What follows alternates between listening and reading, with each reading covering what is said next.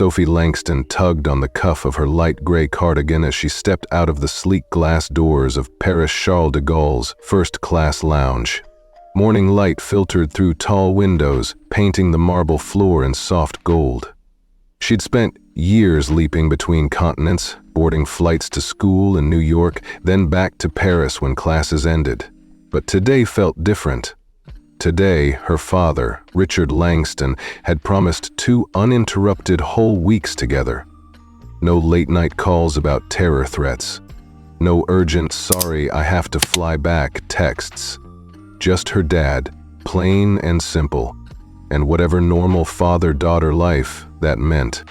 She paused by the leather seating area, smoothing the crease in her jeans where she'd been sliding into tight uniforms for school performances. She hated how out of place she felt in first class. The other passengers in the lounge, suits from London, a family with Louis Vuitton rolling cases, looked at her as if she'd wandered in by mistake. "They don't know I'm exactly who I say I am," she reminded herself, reading the holographic wing logo on her boarding pass. Flight 247, Paris to New York, seat 2A. The moment her dad booked this ticket, he'd joked, "No economy for my girl." But Sophie hated the way she looked so ordinary among this world of bespoke tailoring and private chauffeurs. She slid onto one of the caramel brown leather chairs and adjusted her carry-on at her feet. It was nothing fancy, just a compact roller with a worn sticker from her last trip to Bali, but it held everything she needed.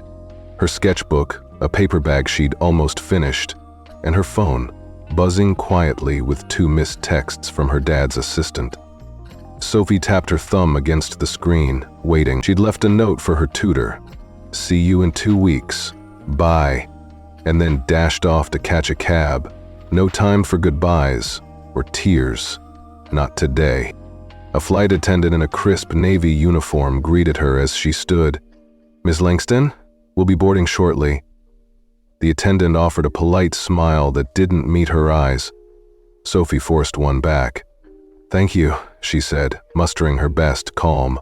She stepped onto the jet bridge, heart fluttering in that familiar way, excitement laced with a twist of dread. It took courage, sometimes, just to be herself in the room she didn't feel she belonged in, but this trip was supposed to change that. Inside the cabin, the hush of first class felt like a cathedral. Pale blue LED lights traced the overhead bins. Polished seat controls gleamed beside every leather armrest. Sophie found 2A without difficulty and slid into the window seat. She buckled herself in and let out a breath she hadn't realized she'd been holding. Ahead of takeoff, she leaned forward to glance out the oval window. Beyond the tarmac lay a maze of planes and ramps and cargo vehicles. On call and everything changed. She remembered her dad joking when he booked the trip. Except this time, she hoped that call would be for family reasons. An impromptu lunch date, a surprise museum visit, not an emergency mission briefing. She tucked a loose strand of hair behind her ear and let her gaze wander to the other passengers. A woman in designer silk, scrolling on a tablet. A middle-aged businessman reviewing a portfolio. A quietly smiling couple flirting over champagne flutes. Their lives seemed so effortless. Sophie tapped her fingers on the armrest, reminding herself she'd earned this seat the hard way. Straight A's at the Lycée International, debate team captain, volunteer at the orphanage. She'd survived mockery and microaggressions in school hallways, in cafes, even at academic competitions. She'd learned early how to hold her head high when someone whispered, "You don't look like you belong here." But today, for once, she wanted to belong. The cabin lights dimmed as the flight attendants made their final checks. Sophie adjusted her posture. Straight back, shoulders relaxed. She glanced at the seatbelt sign, pinging on. Takeoff was moments away. She exhaled, letting the anticipation settle in her chest like a warm blanket. This was her moment. No substitute teacher interruptions, no half-heard voicemail from Dad, just the thrill of soaring across continents with the man she admired most. A man who commanded respect on Capitol Hill and in classified meetings. and, she hoped, would now command the simple magic of being a present father. She closed her eyes for a second and pictured him, Richard Langston, suit impeccable, fingerprinting terror suspects in far-flung war zones, a man whose phone rang at all hours, whose life was never fully his own. But here, in her mind, he was just Dad. She pictured his warm smile when they first met at the gate, the way he'd tease her about her suitcase's travel stickers, the gentle way he'd tousle her hair. For 2 weeks, she wanted nothing more than that. A soft chime announced final boarding. Sophie's seatbelt clicked shut. She felt a flicker of excitement, like the last page of a book you can't wait to read. As the engines hummed to life, she pressed her palm lightly against the cool cabin wall and opened her eyes. Ahead lay thousands of miles of clouds and possibility, and, she thought, perhaps a chance to finally bridge the distance between her father's world and hers. She settled back into her seat, heart brimming with cautious hope. The flight was about to begin, and with it, the first chapter of a summer she'd never forget. Sophie glanced down at the plush carpeting beneath her feet as she slid through the cabin door, her heart fluttering in that familiar mix of excitement and hesitation. The soft hum of the engines was punctuated by polite murmurs and the gentle clink of silverware from the flight attendants stowing trays. After the strict order of the Paris lounge, stepping into first class felt like entering another universe. One where everything gleamed, every detail was curated, and strangers moved with an unspoken grace. She walked slowly down the aisle, unpacking her modest roller bag and settling it in the overhead bin. The leather seats were wide, their white stitching precise and inviting. Each had its own console with illuminated controls for reclining, massage settings, and a privacy screen that slid up effortlessly. Between armrests lay gourmet snack boxes and noise-canceling headphones in satin pouches. This is the way the other half lives, she thought, smoothing her skirt as she lowered herself into seat 2A. The window beside her framed a sliver of runway, and the fresh scent of cabin air carried a hint of citrus. For a moment, Sophie let herself be impressed. She remembered her rankings, top of her class at Lycée International, captain of the debate team back in New York, but none of it had prepared her for this. A few rows ahead, a businessman in an Armani suit ordered Krug champagne. 2 seats over, a well-heeled woman murmured over her tablet, flicking through a digital stock portfolio. People here carried themselves differently, confidently, without a trace of self-consciousness. Sophie tugged gently at the cuff of her cardigan, aware that her own clothes, soft jeans and a thrifted sweater, marked her as the outlier.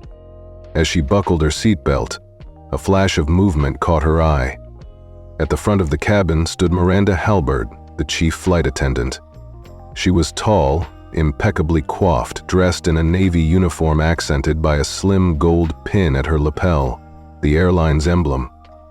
Her posture was rigid, her gaze sharp, and the polite smile she offered was polite in name only. Sophie felt it as an acknowledgement that she did not belong. Miranda swept down the aisle with a tablet in hand and paused at Sophie's row.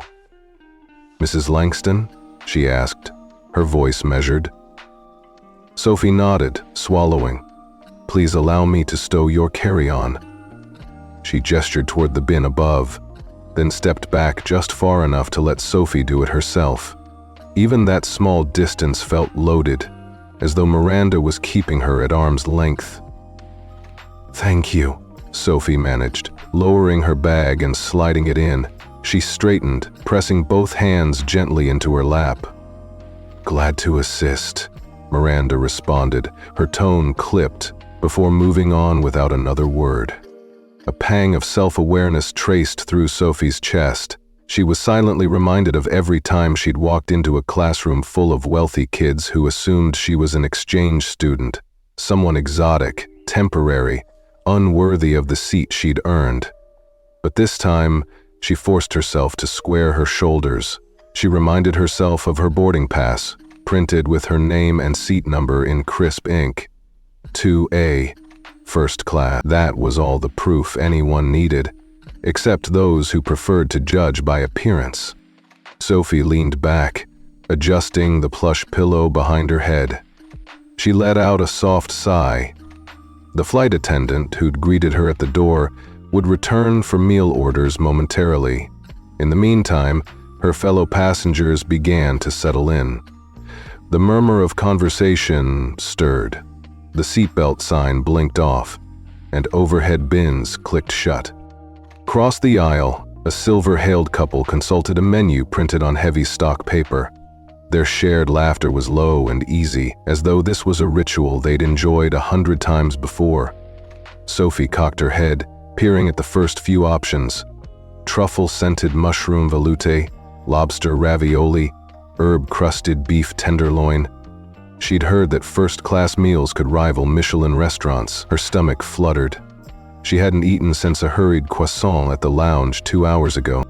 But hunger was a battle she'd fight after takeoff. Right now, she just wanted to belong. She pressed her fingertips together, remembering her father's advice before she left. Walk in as if you own the place, Sophie. You've earned every bit of this. His words had sounded easier than the reality of fitting into a setting she'd only glimpsed through social media stories. Miranda reappeared, moving down the aisle with graceful efficiency.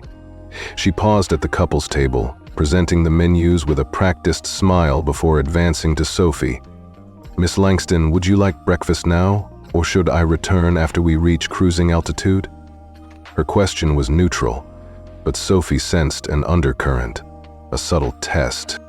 I'd love to order now, please, Sophie replied, catching the attendant's eye. Maybe the mushroom veloute and the French toast, please. She spoke clearly, meeting Miranda's gaze. The attendant's face flickered, surprise, perhaps regret for underestimating her. Then she tapped her tablet and nodded. Very good, Ms. Langston. I'll have that out shortly.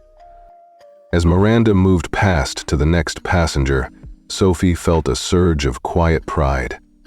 She had stood her ground. Still, a tight knot of anxiety lingered in her stomach, as though the silence she enforced on herself after Miranda's indifferent greeting was a thin shield. Sophie looked out the window again as the jet taxied toward the runway. Below, ground crews scurried beside refueling trucks and baggage carts.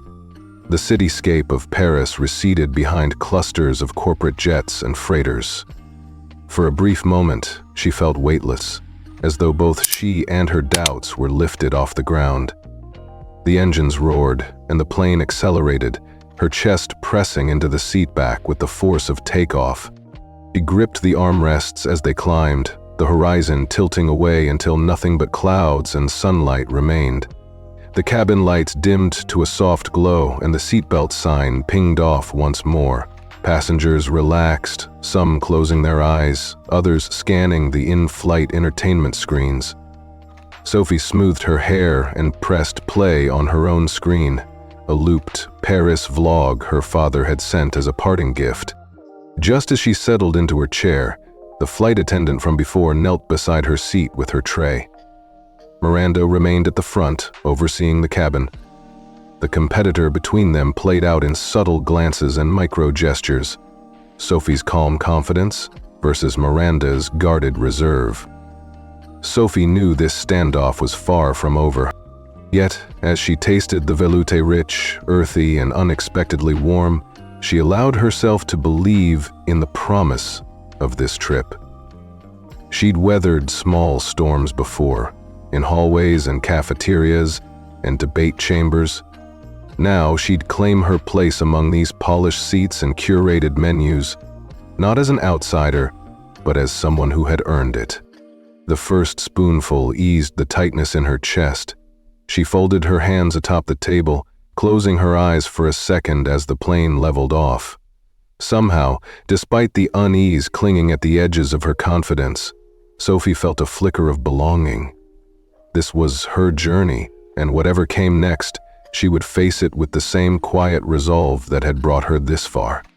And above it all, somewhere behind the curtain of her dad's security assignment, The real test awaited. A test she didn't yet know, but one that would change everything. Sophie had barely finished her last spoonful of velouté when Miranda Halberd glided back down the aisle, tablet in hand and expression unreadable.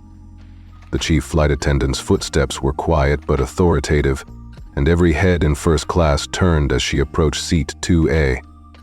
Sophie's stomach flipped. She straightened in her chair, pressing her palms flat against the silky armrests, bracing herself for polite conversation, only to find cold scrutiny instead.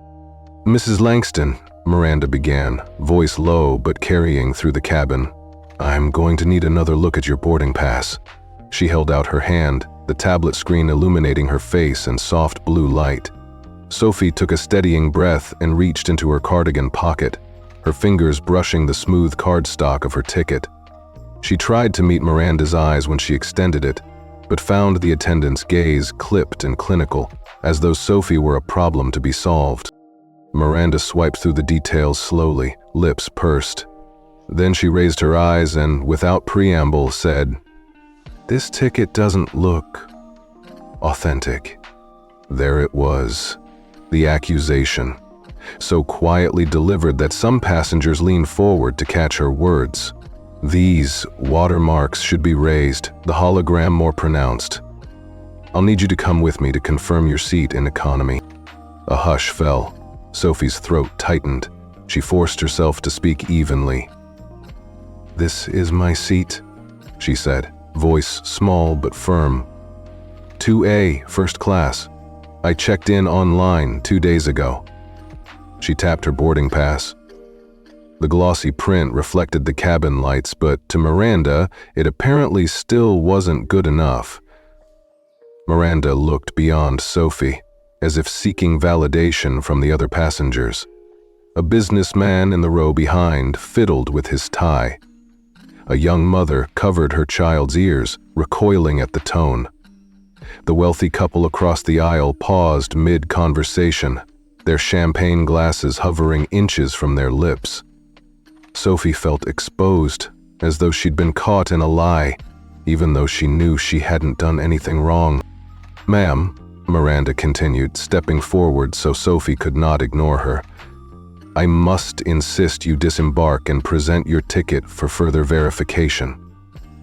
She dipped her head toward the exit, signaling that Sophie was to leave the sanctuary of first class. The words landed like blows. Sophie's pulse thundered in her ears. The cabin noise dimmed to a distant echo. She swallowed, cheeks burning.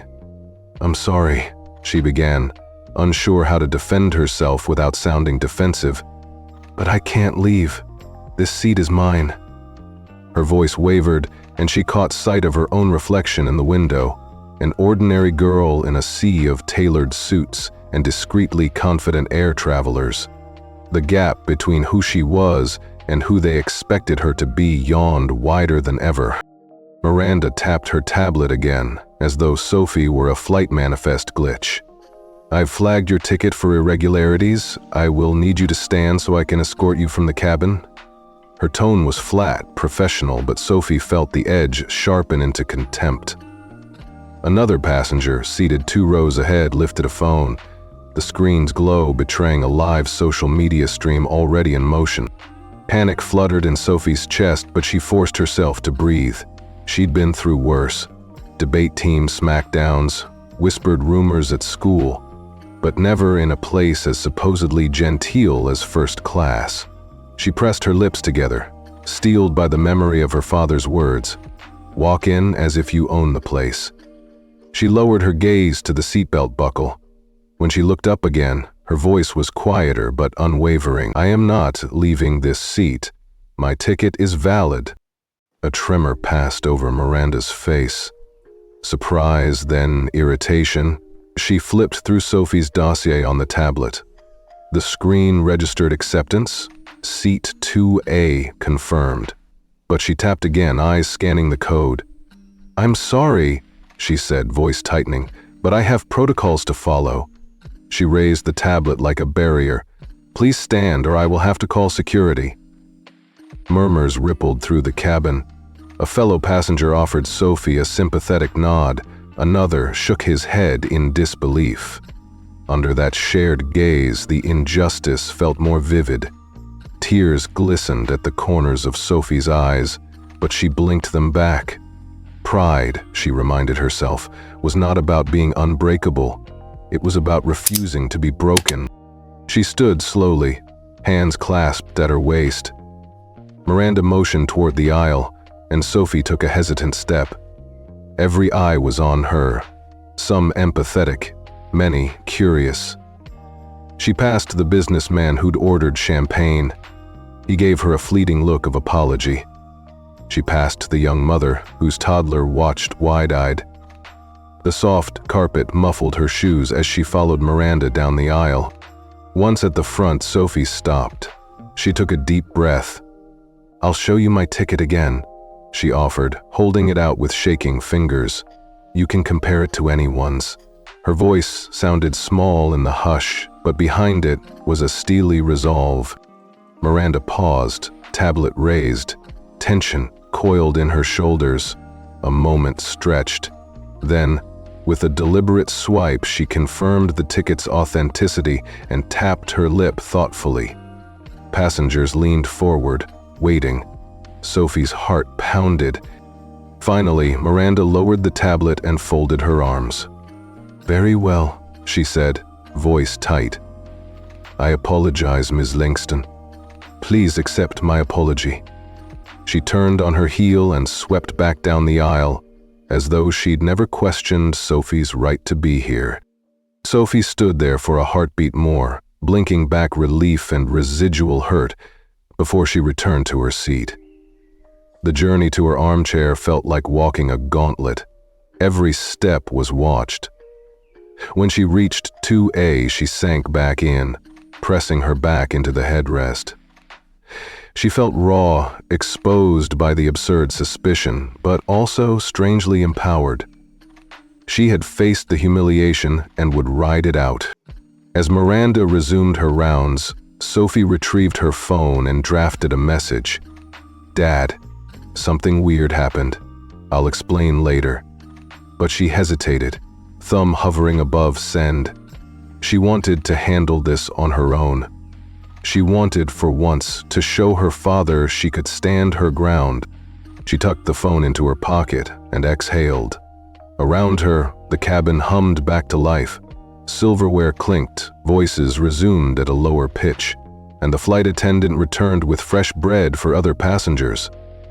Sophie closed her eyes for a moment, allowing herself to feel the sting of tears and the faint sparkle of pride. She'd been tested, judged on appearance, and yet she'd emerged unshaken. The clouds outside held no judgment, they simply drifted.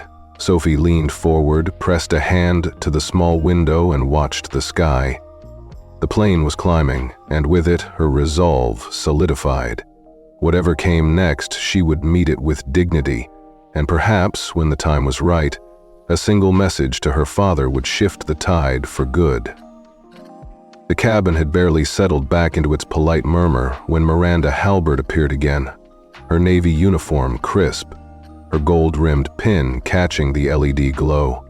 Sophie looked up from her phone, half-written text to Dad still blinking unsent, only to find the chief flight attendant's gaze locked on her. A hush rippled through first class. Even the soft clink of a champagne flute felt intrusive. Miranda's voice was low, deliberate. "Ms. Langston, I've reviewed your boarding pass and we still have concerns. Please, stand and come with me to the front of the cabin for verification." Shock seized Sophie's chest. The announcement was gentle only in tone, its implication was brutal. Every passenger glanced her way as if she were a misfit masquerading in designer seats. Sophie pressed her palms flat against the leather armrests, inhaling slowly to steady her racing heart. She had prepared for awkward stares or whispered, "You don't belong here," but an outright command to vacate, an order that implied criminal suspicion, felt like humiliation distilled. Her throat tightened. She forced her eyes to meet Miranda's. "I'm sorry," she said. each word measured. "This is my seat." She tapped the armrest where the holographic seat number glowed. A flicker of impatience passed over Miranda's face before her mask of professionalism snapped back into place. "Protocols are protocols," she replied. "If you refuse, I will have no choice but to involve security." A ripple of tension snapped through the cabin. A middle-aged businessman draped his cashmere scarf over his shoulders, feigning interest in the safety card. A young mother silenced her child with a warning glance. A duo of retired professors exchanged uneasy glances. Sophie felt every gaze like a cold finger drawing a map of her inadequacy. She caught a flash of a smartphone camera peeking around a headrest. Someone was already streaming her disgrace. Sophie's vision blurred. A single tear threatened to escape, but she blinked it back, reminding herself of her own strength. She remembered every trial she'd faced in her young life. Debate tournaments where judges doubted her ideas. Boarding schools where classmates assumed she'd bought her grades. Faculty lounges where teachers wondered if she'd cheated. Each time, she'd chosen dignity over outrage. Now was no different. She inhaled again, chin lifting. "I will not leave," she said quietly, though her voice quivered.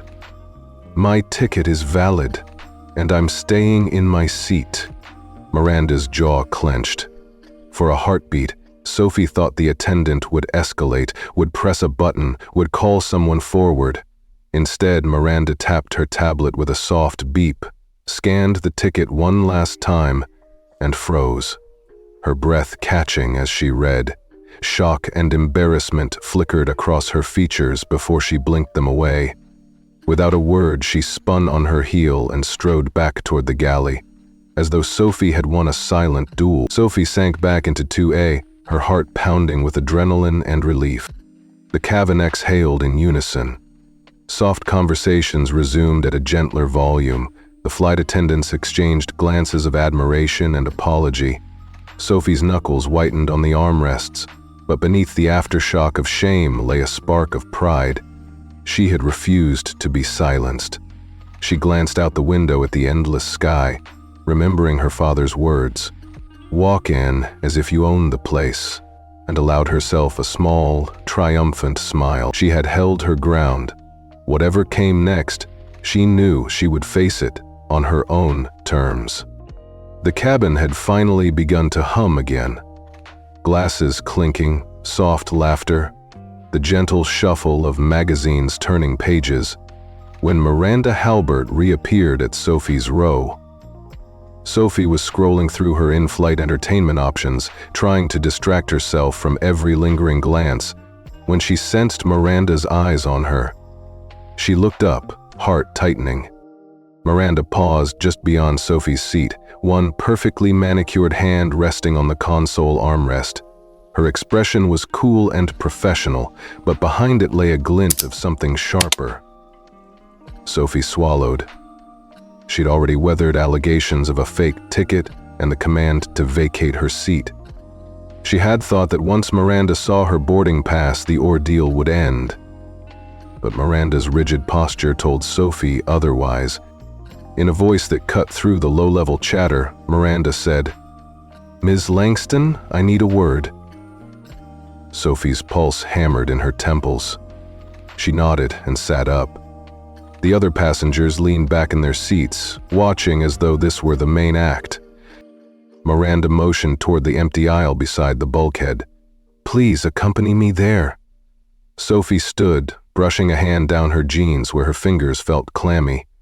She followed Miranda 2 steps down, mindful of every pair of eyes.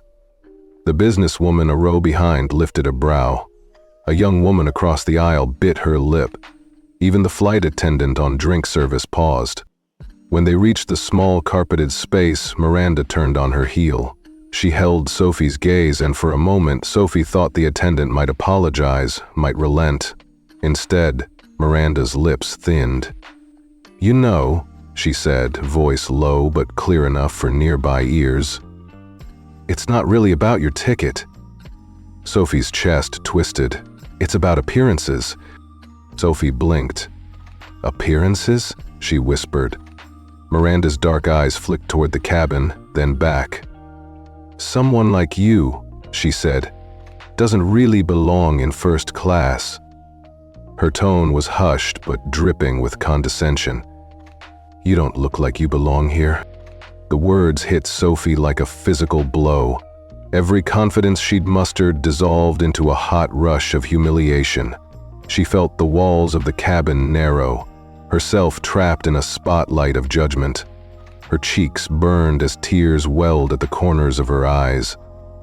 Passengers shifted uncomfortably in their seats. Some stared, others pretended not to notice. Sophie's breath caught. She forced herself to inhale slowly, as if trying to find oxygen in a vacuum. Her mind raced. Because I'm a kid? Because I'm not wearing a designer label? Because I don't look the part? She thought of every time she'd heard that line in classrooms, in cafes, at competitions. People like you don't belong here. It was the same cruel echo she'd carried in her spine for years. She clenched her fists at her sides, nails biting into her palms. She remembered her father's steady voice. Hold your head high. You earned this seat just like anyone else. She planted her feet firmly on the carpet, her shoulders squared. But inside, she felt fragile. Miranda's gaze stayed locked on her. I'm going to ask you again. Will you please return to your seat? The edge in her voice was sharp, no longer hidden behind polite protocol. Sophie's lips trembled. She could turn and run back to 2A, hide behind her seatbelt, crumble into embarrassed silence. But that wasn't who she was. She inhaled, steadied herself, and met Miranda's eyes. I guess, she said, voice husky. I'll go back. Miranda nodded, as though Sophie had done exactly as expected, then gave a stiff little curtsy and turned away. Sophie walked back down the aisle, every step echoing in her ears. She reached her seat and sank into the cushion, pressing her back against the cool leather. The humiliation stung so sharply that her vision blurred for a moment. She dug in her cardigan pocket and pulled out her phone. The glow of the screen felt warm in her hand, and she tapped open a new message. Her thumb hovered over the keys, and she typed, Dad, I think I need your help. She paused. The cursor blinked at her. She could send it. Let her father know. He'd appear, quiet authority filling the aisle, and this would all end. But something held her back. She looked around the cabin, Miranda standing stiffly by the bulkhead, other passengers watching quietly, the couple next to her whispering to each other behind their hands. Sophie realized that sending that text felt like admitting defeat. She wanted, even now, to see if she could handle this on her own. She deleted the draft, tucked the phone into her pocket, and exhaled. Her chest felt tight, bruised by doubt. Yet somewhere beneath the hurt there was a kernel of pride. She had refused to be escorted off again. She had stood her ground, even when it hurt. Miranda returned to her station, resuming her rounds. Sophie let her gaze drift to the patterns in the silk upholstery, noticing details she'd missed in her panic. The cabin lights dimmed, signaling prepare for takeoff mode. Engines roared to life, and the plane trembled. Sophie pressed a hand to the armrest, as though touching solid reality. In that moment, she made a silent promise. She would not let another doubt-shaming moment define her. She would not rely on her father's badge to prove her worth. She would rise above this, in silence but with iron resolve. As the plane climbed into the clouds, Sophie closed her eyes. The pain of being doubted still throbbed, but her resolve was stronger. She was more than an appearance. She was Sophie Langston. 12 years of straight A's, debate captain, global traveler, and most of all, someone who refused to be erased by a single voice of bigotry. In the hush of first class, with the world spread out beyond the window, Sophie let herself feel the sting, and then let it go, her heart steadying on the promise of what was still to come. Sophie pressed her forehead to the cool window, watching clouds drift by in slow motion. First class was supposed to feel like a sanctuary, a private cocoon high above the world, but right now it felt more like a courtroom. Every whispered glance, every soft click of a camera phone against a seatback made her skin prickle. She hugged her tablet close to her chest, aware that the draft message blinking on its screen was her only lifeline. She'd typed it in one breath a few minutes ago. Dad, there's a problem. I'm being accused of faking my ticket. The words hovered in the dim cabin light, the cursor pulsing at the end like a heartbeat. Sophie ran a finger along the edge of the screen, watching that cursor blink. Send or don't send. Pride whispered, handle this yourself. Don't call for backup. Fear whispered, you're alone up here. He promised 2 weeks. Don't waste them. She hugged her knees to her chest and let out a shaky breath. Around her, the cabin settled into mid-flight calm. A flight attendant glided past, offering warmed towels and polite smiles. Another paused at the bulkhead, consulting her tablet. Passengers reclined with blankets and books. But Sophie felt small, sitting alone in 2A with the world somewhere beyond the clouds, and her father hundreds of miles away. Unreachable until she pressed send. She tapped the back button by mistake and erased the message completely, her stomach twisting. Then she retyped it exactly as before, fingers trembling. Dad, there's a problem. I'm being accused of faking my ticket. She stared at the line as if it were a lifeline thrown out across an ocean. She hovered over the send button, thumb poised. This is ridiculous, she thought. I can fix this. She remembered her straight-A report cards, her debate trophies, the volunteer hours logged at the orphanage. If she could stand up to Miranda Halberd before, if she could push back against an entire first-class cabin, surely she could handle this quietly. She could exhaust every polite protest, every calm explanation, every shred of proof she carried, all without bothering her dad. She slid the tablet back into its leather sleeve and reached for her sketchbook instead. Maybe sketching would steady her nerves. She flipped to a blank page and began to draw the cabin in soft pencil strokes. The curve of the overhead bins, the sheen on the leather seats, the pattern on the carpet. Drawing helped her slow her breathing, focus on details instead of the verdict she feared was looming. A warm breath at her shoulder made her look up. A flight attendant held out a small tray. Champagne, Ms. Langston? She offered Sophie a polite smile, one that actually reached her eyes this time. Sophie managed a grateful nod. Thank you. The attendant placed the glass on the tray table and gave Sophie a sympathetic look before disappearing down the aisle. Sophie touched the rim of the champagne glass, the cold condensation tickling her fingertips. She could taste the bubbly celebration everyone else seemed to enjoy. Instead, she felt like a spotlighted exhibit. Watch me crumble. She sipped, letting the sweetness coat her throat, and turned the tablet back on. The message draft was still there, blinking at her. She tapped the 3-dot menu and opened a new note instead, scribbling bullet points. Boarding pass checked twice. Flow check. Miranda demanded I leave. Cabin full of eyes watching me. I am valid, seat is mine. She reread the list and felt a spark of resolve. She could stand on these facts. She could wait for the captain if necessary, involve the higher-ranking assistant. She could call the airline security desk and have her father stay out of it. I'm not helpless. She slid the tablet shut again, determined to handle the rest of the flight herself. But her phone buzzed in her pocket, jarring her. She retrieved it. 2 text messages from her dad's assistant. Flight boards on time. Director Langston will deplane briefly. Text if urgent. Sophie's heart clenched. He was on the ground, minutes away from the plane, ready to step on board if needed.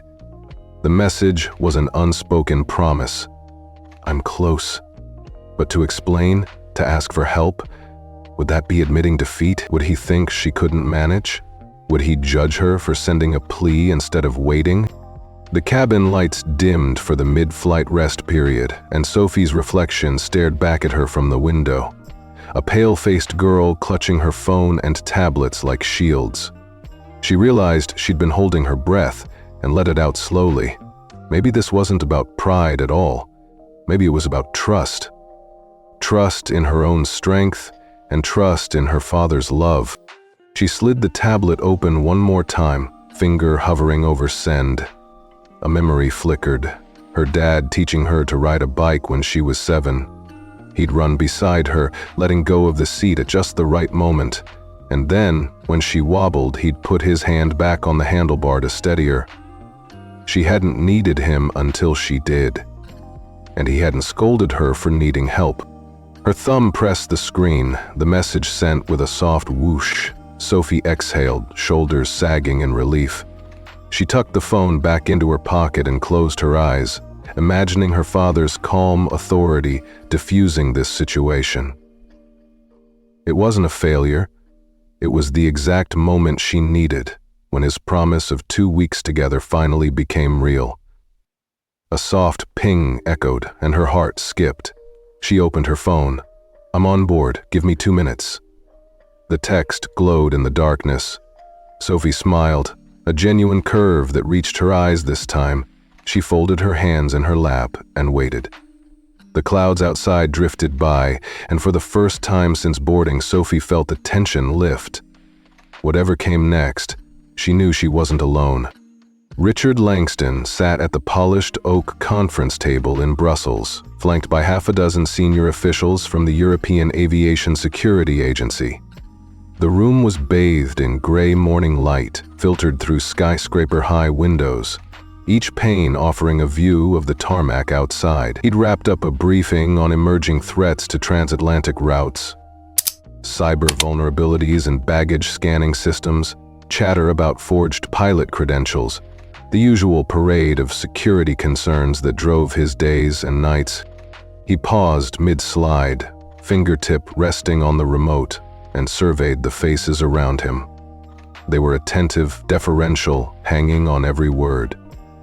He'd designed many of the screening protocols they were debating. Every biometric gate, every behavior analysis program bore his fingerprints. Yet here, in this sterile room, he was less a father and more a ghost in the machine, the invisible architect of an entire global security network. A quiet chime at the edge of his phone drew his attention.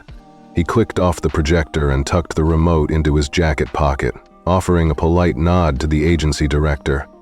If there are no further questions, I'll step out briefly, he said, voice calm but carrying a weight that filled the room. I'll be right back. He rose and stepped into the hallway, phone already in hand. The message preview flashed across the screen. Treatment of her. Minor passenger harassed in first class. Possible fraud accusation. Video incoming. His heart skipped. He recognized the passenger's name immediately. Sophie Langston, his daughter. He inhaled and glanced down the corridor. Behind him, the agency staff mingled, oblivious. This was his life's work, ensuring every passenger boarded and disembarked safely, with dignity intact. And yet here, on one of the world's most prestigious flights, his own child was being singled out, humiliated, judged by someone who clearly didn't know who she was, or who he was. He tapped open the secure link. A short, shaky video clip played. A slender teenage girl in the first-class cabin, brows furrowed, boarding pass held out. The flight attendant's uniformed arm, cutting between camera and subject. He saw the flash of indignation on Sophie's face, the rigid posture of the attendant leaning in. His chest tightened. He fingered the embossed edge of his badge in his pocket. Not for show. He never needed it to command respect. but as a reminder of what it meant to carry so much responsibility. He was the FBI's aviation counterterrorism chief, yes, but more than that, he was the man who'd helped craft the very standards airlines use to train their staff, to vet their passengers. He was both judge and protector in this domain, and right now, he had a personal stake. He slipped the phone into his jacket and turned on his heel. Outside the meeting room, 2 agents he'd hand-picked for this assignment waited unobtrusively by the glass wall. They looked like civilian consultants in tailored suits, but their crisp posture and pinpoint attention gave them away. As soon as he emerged, their expressions shifted, off-duty to all business, in a single heartbeat. "Director Langston," Agent Lopez said, voice low, "we got your message." Richard inclined his head, forcing his features calm. "Is the flight still on time?" "Scheduled for departure in 15 minutes. She's boarded first class seat 2A. He closed his eyes briefly. 15 minutes was enough, long enough to finish this meeting, or too long if he wanted to intervene quietly. He squared his shoulders. "We go. Now." Agent Lopez flicked a glance at Agent Chen. Both men fell into formation behind him as though the hallway corridor had become an operational runway. They moved silently, slipping past staffers who barely registered their presence. Richard's mind were already processing next steps. Alert the pilot, coordinate with gate security at JFK, prepare a debrief for airline executives. The machinery of covert evaluation he'd set in motion for quality control and compliance audits was about to spring to life. They passed through security again, an irony that was not lost on him. He flashed his credentials, which opened every door. No one challenged the director of aviation security. They stepped onto the jet bridge, and the roar of engines filled the small passageway. Sophie's plane. He felt a tight knot in his throat. Pride, protectiveness, the sting of guilt that he hadn't been there for her sooner. Inside the cabin, he paused at the threshold of first class. The attendant at the front gave a crisp salute, eyes widening in recognition. A split-second surrender of the usual business-as-normal mask. He offered a brief nod in return, the signal that everything was under his control now. He stepped forward, each footfall resonant on the soft carpet. Sophie looked up, confusion and relief colliding in her eyes. She'd spotted him, of course.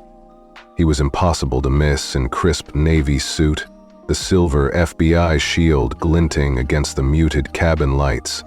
She leapt off her phone and slid to the edge of her seat, shoulders rigid, as if bracing for embarrassment. But he stopped just before her, meeting Miranda's glare across the aisle before turning to his daughter. "Everything okay here?" he asked, voice measured. Sophie blinked, her composure momentarily wavering. Then she managed to nod. I'm fine, Dad." He gave her a small, reassuring smile, then turned his attention back to Miranda. The attendant's chin lifted in professional defiance, but her eyes flicked to the badge on his lapel. He had one job in this field: to ensure every passenger's dignity was protected. And yet, his daughter had felt so exposed. He drew a steadying breath. "Mrs. Halbert," he said, voice cool authority. "I understand there's a concern about my daughter's boarding pass." Miranda swallowed. "Sir, He raised a hand, not unkindly. "I'd like an explanation." As she faltered, he caught Sophie's gaze. In that silent exchange, she recognized 2 things: her father's unwavering support and the deeper truth that he was not just her protector in the cabin, he was the architect of this very system, the one who set the rules all the attendants followed. Sophie's chest warmed with relief and something more profound. A sense of belonging, knowing that the world she often felt distant from was ultimately on her side. Behind him, Agents Lopez and Chin relaxed imperceptibly, the first command executed. He would handle this, personally, quietly, without spectacle. He turned back to Miranda, ready to restore order to his domain, and to his daughter's peace of mind. One firm but fair, word at a time. The cabin lights flared as if on cue the moment Richard Langston stepped into first class. The low hum of engines faded into reverent silence. Sophie's breath caught in her throat as she watched her father, impeccable in a tailored charcoal suit, stride down the aisle with two discreet agents at his heels. He carried himself with that same calm authority she'd seen countless times in photographs, an unspoken command that made heads turn and hearts skip. Miranda Halbert was in mid-explanation, her voice clipped and determined. "Sir, with all due respect, I have protocols too," but she never finished. Richard paused at Sophie's row, his presence folding the entire cabin into a single, charged moment. He met Miranda's gaze for a heartbeat, and she stiffened. Passengers held their collective breath, phones lowered halfway from their cameras as they sensed the unspoken power shifting in the air. Without a word, Richard reached into his jacket and produced his badge and credentials in one smooth motion. He flipped them open, letting the metal disc catch the soft cabin lighting. The emblem of the FBI's Aviation Counterterrorism Division gleamed like a silent hammer striking the table. Miranda's perfectly coiffed brow lifted, her lips parting in shock. Sophie felt the weight of every pair of eyes on her father's hand, the badge acting as both proof and verdict all at once. Richard's voice was quiet but carried the weight of authority. "Miranda, you just failed a federal compliance audit." The words rolled across the cabin, precise and unflinching. He held the badge a fraction of a second longer, giving everyone time to absorb the implication. Passengers leaned forward. A front-row businessman lowered his newspaper. Even the flight attendants at the back froze in mid-step. Miranda's eyes widened. She glanced at the badge, then back at Richard, her color draining. "A compliance audit?" she stammered, glancing at her tablet as if the answer would be there. Richard let the question hang in the charged air. "I am the one who designed the very system your staff uses to evaluate onboard conduct," he continued, voice calm but steel-edged. "Every interaction, every protocol, every silent assessment, under my authority and under my watch. Today's flight is one of our covert in-flight audits. Your failure is recorded." A ripple of astonishment washed through the cabin. Sophie felt her heart swell with pride. Her father wasn't just a badge.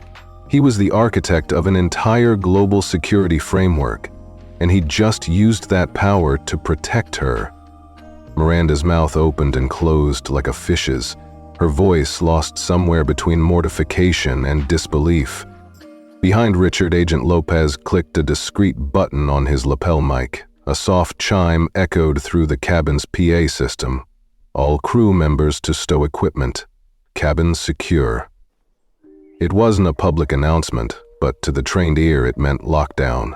This was serious and procedural. Few passengers recognized the signal, but the ones who did glanced at each other in shocked recognition. Miranda swallowed, attempting to regain composure. "Sir, I am sincerely sorry if my actions offended," she began, but her words stumbled as she tried to navigate the chasm between her mistake and the man standing before her. Richard lowered his badge and folded it closed, pocketing it with a single, deliberate motion.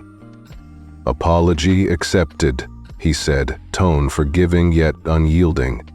"But compliance isn't optional, and public harassment of a minor is unacceptable in any cabin, on any flight." He turned to his daughter. "Are you all right, Sophie?" Sophie felt her eyes sting, relief and residual hurt mingling uncomfortably. She nodded, voice soft but steady. "Yes, Dad. I'm okay." She straightened, drawing herself up as if bolstered by the invisible shield his presence provided. All eyes returned to Miranda, who now looked smaller than ever, her hands pressed against the tablet as though it might swallow her whole. She swallowed again, voice trembling. "Miss Langston, on behalf of this airline, I apologize. I was wrong." A gentle murmur of approval rose from the passengers. Soft applause, nods of respect. Even the elderly couple near the galley leaned forward to acknowledge Sophie's vindication. Miranda's shoulders sagged in defeat, and she gave a final, respectful nod to Richard before backing away. The other flight attendants, once poised and professional, now exchanged sympathetic glances and murmured apologies as they resumed service. Richard offered a curt nod to the cabin, then turned back to Sophie. He cleared his throat, his tone shifting from official to paternal warmth. "You handled yourself beautifully," he said, his voice low so only she could hear. "I'm proud of you." Sophie's chest tightened as a genuine smile spread across her face. The relief pooled in her eyes, and she felt tears of gratitude rise. Behind her, the cabin's atmosphere had transformed, from tense scrutiny to collective admiration. This wasn't just about power or authority. It was about restoring dignity in a space where she'd been made to feel invisible and unworthy. Richard stepped back, allowing the cabin to settle. Miranda carefully retrieved the passenger list from her tablet, her posture now humble. The rest of the flight attendants moved quietly, offering fresh blankets, water, anything to smooth over the disruption. Sophie sank into her seat, the leather cool against her back. She looked out at the cloudscape rolling by and felt a new lightness in her chest. Her father had arrived, and the crisis was over. Above and beyond, the clouds drifted on, impartial and serene, but down in the cabin, justice had struck silently and decisively. And for Sophie, the world felt a little bigger and a lot kinder, knowing her father stood not just as an enforcer of rules, but as the invisible guardian of her dignity and her dreams. A stunned hush fell over the cabin as Richard Langston closed his badge with a soft click and tucked it back into his jacket pocket. The soft hum of the air conditioning and the distant whir of overhead bins gave way to an expectant silence. Passengers leaned forward in their seats, breath caught, eyes fixed on the man who had just revealed himself as the architect of their very journey's security. Miranda Halbert's jaw sagged in disbelief. Her perfectly applied lipstick had smudged at the corner, and she clutched her tablet like a lifeline. She opened her mouth, perhaps to stammer out another apology, but no words came. The realization hit her. Truly, for the first time, she had not only humiliated a minor passenger, but she had failed a covert audit penned by the very man standing in front of her. Richard took a single step toward the aisle, his posture calm but resolute. He surveyed the cabin as though assessing a security breach. Only this time, the threat was prejudice and protocol gone awry. His voice was low but carried like a command. "Miranda, you just treated my daughter as if her integrity could be questioned, and by extension, you called into question the system I designed to protect every passenger's dignity." A ripple of murmurs moved down the rows, soft gasps, the click of camera phones being raised and lowered. Sophie's heart pounded as adrenaline coursed through her veins. This was her vindication, unfolding in real time. She sat up straighter, the weight of humiliation lifting even as her cheeks warmed with residual mortification. Miranda's shoulders drooped as the full scope of her failure washed over her. She glanced at the tablet in her hand, perhaps hoping to hide behind data, but Richard's gaze pinned her in place. Finally, she stammered, I am so sorry, Director Langston. Richard raised a hand to pause her apology. "No more explanations," he said, voice firm but not cruel. "An apology is warranted, but understanding is better.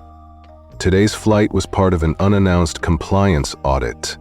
In my role, I oversee the standards by which cabin crew are trained and evaluated. You have just failed those standards." At that announcement, a soft yet unmistakable hum of recognition spread through the cabin. A few passengers exchanged knowing glances. This wasn't just a personal matter, it was an institutional reckoning. Even the couple behind Sophie, who had seemed lost in their travel concierge tablet, sat up and watched intently. Miranda's face paled. She swallowed hard and straightened, drawing in a shaky breath. "Passengers deserve respect and courtesy. Always," she said, voice quivering but growing steadier.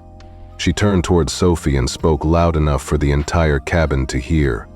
"Ms. Langston, I apologize for doubting you, for accusing you unjustly, and for treating you as if you were not worthy of this cabin. That was wrong." As her apology rang out, a handful of passengers nodded. Some applauded softly. Others offered sympathetic smiles to Sophie. The cabin's atmosphere shifted palpably, from judgment to solidarity. Sophie's chest swelled with relief and pride. Her father's intervention had not been a spectacle of vengeance, but a demonstration of accountability. Richard nodded once at Miranda's apology, then addressed the cabin with measured authority. "Let this be a reminder. No passenger should ever fear questioning or challenge. Everyone boards with equal dignity. We will continue this flight under those principles." He turned to Sophie, placing a reassuring hand on her shoulder. "Are you all right?" Sophie exhaled, her voice quiet but steady. "Yes, Dad, thank you." She met his gaze, seeing in his eyes pride and love rather than the cold professionalism she was used to. It was the first time she felt truly seen, not just as a passenger, but as his daughter. Behind them, the crew relaxed into professional efficiency. A young flight attendant stepped forward with a fresh glass of water for Sophie and a commemorative embossed card that read, "With our sincere apologies and respect." Sophie's fingers closed around the card, her throat tight with emotion. Miranda watched for a moment, then stepped aside to restore service. She moved through the cabin with renewed humility, offering personalized apologies to other passengers who had witnessed the incident. It was a masterclass in crisis management, calm, transparent, restorative. The cabin returned to its soft murmur, punctuated by the gentle clink of cutlery and the soft rolling of service trolleys. Sophie leaned against the window, the curve of the fuselage cradling her. She watched the clouds drift by, silver-edged and serene. This flight had tested her far more than any exam or tournament ever had. Yet now, as the crisis resolved itself in an elegant demonstration of justice, she felt her confidence bloom. Her father sank into the seat beside her, mirroring the professional but gentle tone he always used in private. "You handled yourself with grace," he said, voice soft. "I couldn't be prouder." Sophie turned to him, her heart full. "I'm proud of you too," she replied. "You didn't just flex authority, you restored respect." He smiled, a rare, genuine expression that lit his eyes. "Power without restraint is chaos," he told her quietly. "True authority lies in knowing when to act, and when to let dignity do the work." She nodded, absorbing the lesson. For Sophie, this was the turning point. She had seen her father not only as a figure of unfathomable authority, but also as a parent who cherished her enough to protect her quietly and firmly. The miles they'd spent apart felt like they'd dissolved in that single moment of solidarity. As the plane leveled out over the Atlantic, Sophie slipped her hand into her father's. In the hush of first class, with endless clouds beneath them and days of vacation ahead, she felt anchored by something deeper than any security protocol. A bond renewed, a trust affirmed, and the unshakable knowledge that she belonged, always by her father's side. A ripple of soft applause spread through the cabin as Miranda Halvard's shoulders sagged under the weight of her own failure. The moment felt surreal, a first-class hush, punctuated only by quiet claps and the gentle hum of the air conditioning. Passengers tucked away their phones, exchanging looks of relief and vindication. Sophie sank into her seat, her heart still pounding, as Miranda straightened and stepped forward once more, gaze fixed on her tablet as though searching for courage. Miranda's voice trembled as she addressed the cabin. "On behalf of this airline, I offer my deepest apologies to Ms. Langston and to any of you who witnessed my actions." She paused, voice catching. Sophie watched the uniformed woman's cheeks flush with genuine remorse. "I am profoundly sorry for doubting her ticket, for subjecting her to public suspicion, and for failing to honor the dignity every passenger deserves." Her apology rang clear, touching even the most indifferent ears. Richard Langston inclined his head in acknowledgement, then turned to the senior flight attendant at the front. "Thank you, Miranda, but an apology alone is not enough." His tone was calm authority, the kind that brooked no argument. "Protocol demands you be relieved of your duties for the remainder of this flight, pending a full review. Please hand over your responsibilities to your relief." A second attendant, eyes downcast, stepped forward to accept Miranda's tablet and headpiece. Miranda's uniform jacket slid off her shoulders like a dropped shield. She folded it carefully, like a soldier yielding her arms, and handed it to her replacement. The cabin fell silent as she stepped out of the galley doorway, escorted by a junior crew member whose expression was a mix of sympathy and professional duty. Sophie felt a pang of pity. This wasn't vengeance, but accountability, and yet it carried its own sting. Passengers watched the exchange with a collective sense of justice served. A small group by the window offered gentle smiles to Sophie, who managed a soft nod of thanks. A businesswoman across the aisle raised her wine glass in a quiet salute. Even the retired couple near the galley whispered congratulations. The mood was no longer tense. It was celebratory in a measured, respectful way, exactly the kind of closure the audience in the cabin craved. The junior attendant returned to her station, now wearing Miranda's pin of authority, and resumed service without fanfare. Fresh towels, water bottles, and chocolates circulated among the passengers. Sophie accepted a glass of sparkling water and a small box of macarons, nodding in gratitude. The elegance of first class had returned, but with an underlying hum of restored fairness. Sophie sipped her water, letting the coolness steady her nerves. Richard settled into the seat beside her, his posture relaxed but vigilant. "Are you all right?" he asked quietly, voice warm. Sophie looked up, tears glinting at the corners of her eyes, not from shame, but relief. "Yes," she whispered, "thank you." He offered her a small, understanding smile. "You handled yourself with grace," he said. "I'm proud of how you stood your ground." Sophie reached out and took his hand, the leather of her seat cool beneath her fingers. She glanced across the cabin at the empty galley entrance where Miranda had stood. "I don't want her to lose her job," Sophie said softly.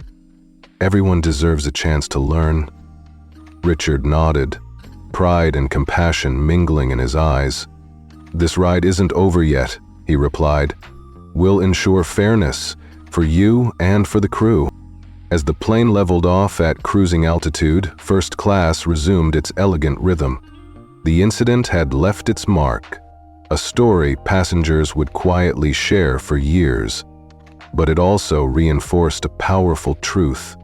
Real authority lies in protecting dignity, not wielding power for its own sake. Sophie leaned back, eyes on the cloud-swept horizon, feeling a profound sense of closure. Her seat was safe, her reputation restored, and her father's presence had turned a moment of public shame into a testament of justice and compassion. Sophie leaned forward, the cabin lights soft against her cheeks, and watched her father gently stow his badge back in its leather wallet. Around them, first class had settled into quiet contentment, passengers sipping champagne, muted conversations resuming, but Sophie felt she'd stepped into a different world entirely. "Dad," she began, voice low so only he could hear. "Why didn't you do that sooner? Why let me go through all that first?" She nodded toward the empty galley entrance, still visible behind the junior attendant, who now moved with renewed confidence. Richard glanced at her, a warm smile tugging at his lips. His eyes, normally so steady, held something softer now. Understanding, pride, and perhaps a touch of regret. "I could have stepped in the moment Miranda first spoke to you," he said, "but I wanted you to see something important." He paused, folding his hands in his lap. Sophie waited, heart fluttering. "With every mission I've led," he continued, "I've learned that true strength comes from within.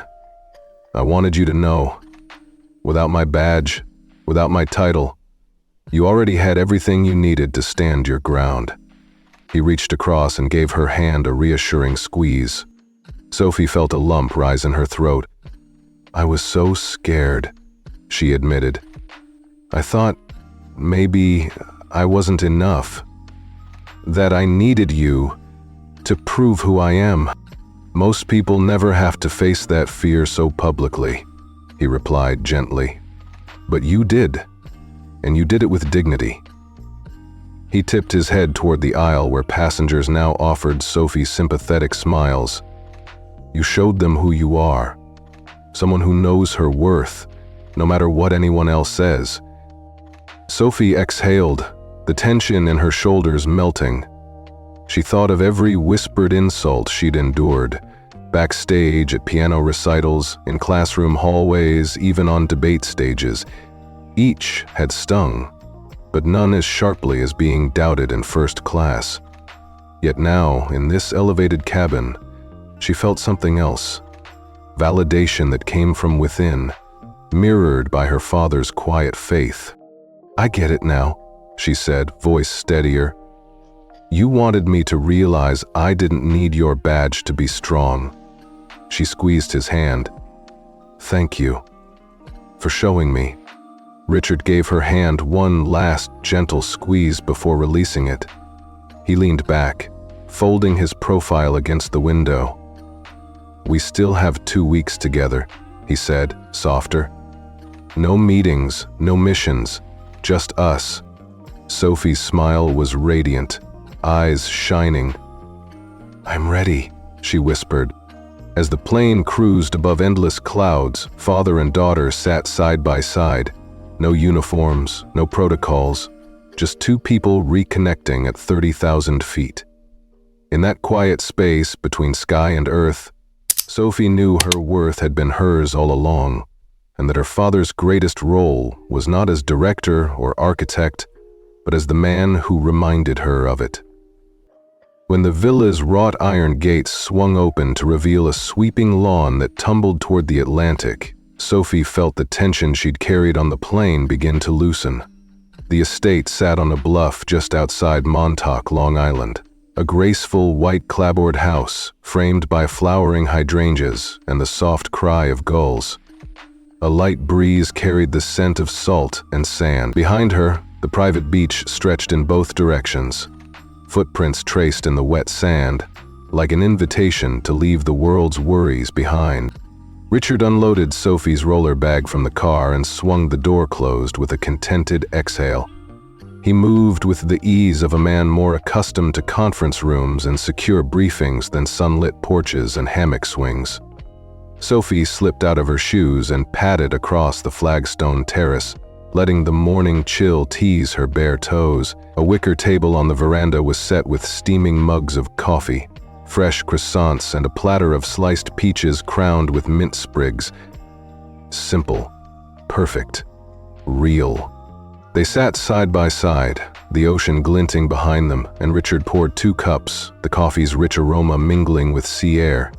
He handed Sophie a mug, his fingers brushing hers in a gesture that felt both intimate and completely ordinary. For 2 weeks, just the two of them.